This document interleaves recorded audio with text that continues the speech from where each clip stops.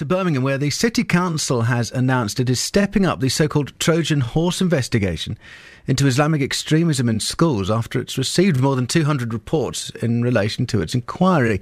So far, 15 schools have been investigated by Ofsted as part of the inquiry, which followed claims that hardline Muslims are trying to take over some schools in Birmingham.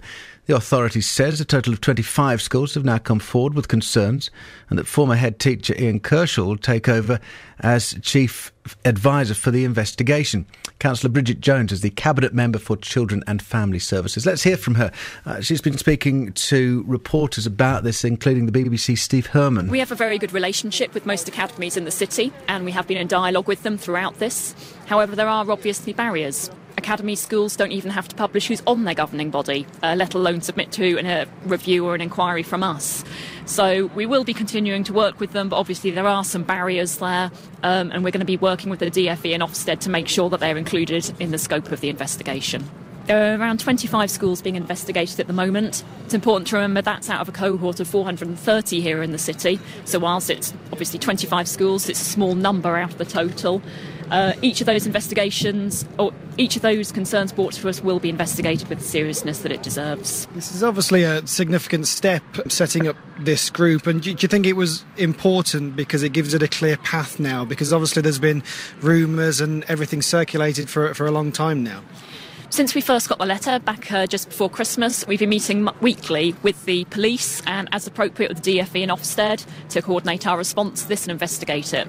Since Trojan Horse went public, the number of allegations coming to us has massively increased to the point where we think it's important that we bring some more capacity to that. To that end, we've appointed Ian Kershaw to head up our review. Myself and John Cotton, Cabinet Member for Social Cohesion, will sit on that, as well as representatives from the professional associations, faith communities, and we'll be doing the work with the young people as well. So it's evolved from the group that we had previously to what it is now. You mentioned that work with young people in the city. I mean, how important is that? Because they perhaps have been forgotten in a lot of all of this. It's absolutely vital. At the end of the day, this is about our kids getting the fantastic, broad, balanced education they deserve in 21st century Birmingham. That's why we're doing the piece of work with the Young People's Parliament to understand how they've been affected by this and how we can best work for them in the future. Councillor Bridget Jones, Cabinet Member for Children and Family Services at Birmingham City Council, speaking to reporters. Let's bring in Mo Ansar, who is a political and social commentator. Hello. Good afternoon, Andrew. This is a story that, has been steadily gathering pace, not just today, but over the past week or so.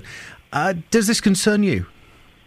You're right. It has been gathering pace, and it's become, kind of a front page story over the weekend with an article in the Sunday Times about how the Secretary of State has thrown out the rule book, if you like, on doing Ofsted inspections.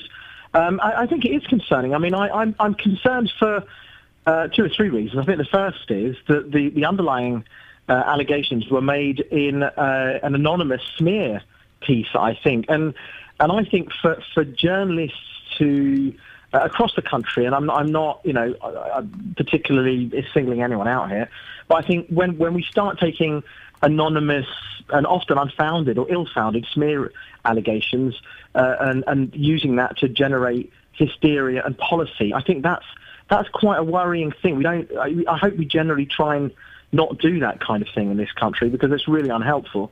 I think the language has been unhelpful. Trojan horses and Islamic takeovers. I mean, these are not Islamic takeovers. We're talking about people involved at schools and Muslims and kids and governors and communities. So I think that kind of do you not believe it's as serious as it's being made out to be?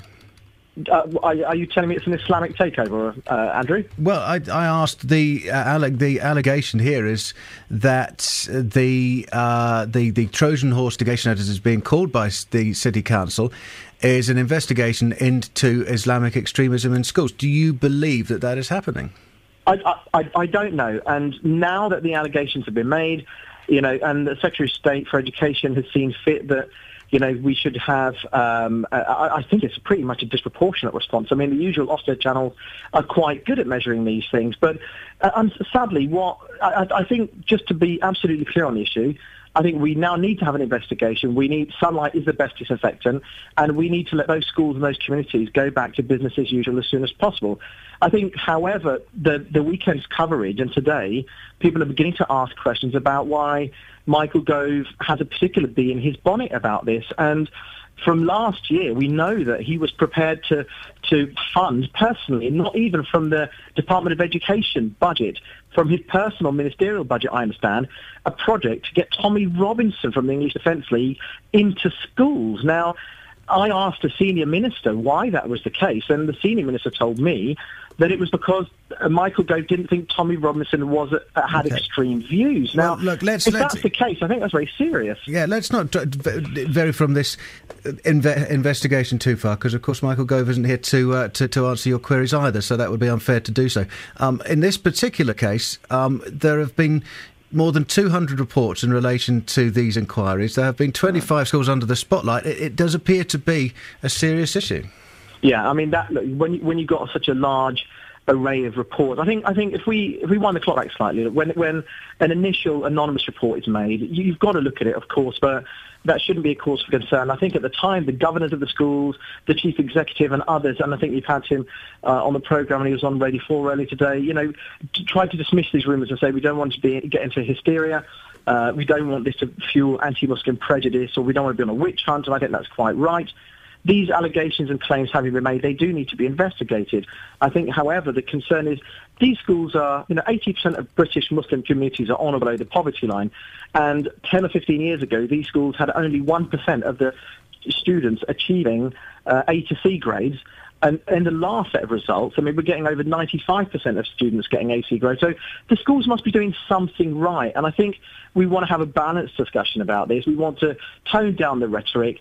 And I think this needs to be done in a sensible way. But the motivations behind such a knee-jerk and hysterical reaction are really causing concern in communities. OK, but of course, if there is nothing going on, then there's no reason to worry, and these investigations But Andrew, that's not how we do things. We don't go around smearing and throwing spurious allegations around. And in the current climate of Islamophobia and anti-Muslim prejudice up and down the country, this is really unhelpful, I think. And I think this needs to be dealt with in a much more sensible, I hope British and measured way. OK, thank you. Really interesting discussion from Mo Ansar, a political and social commentator.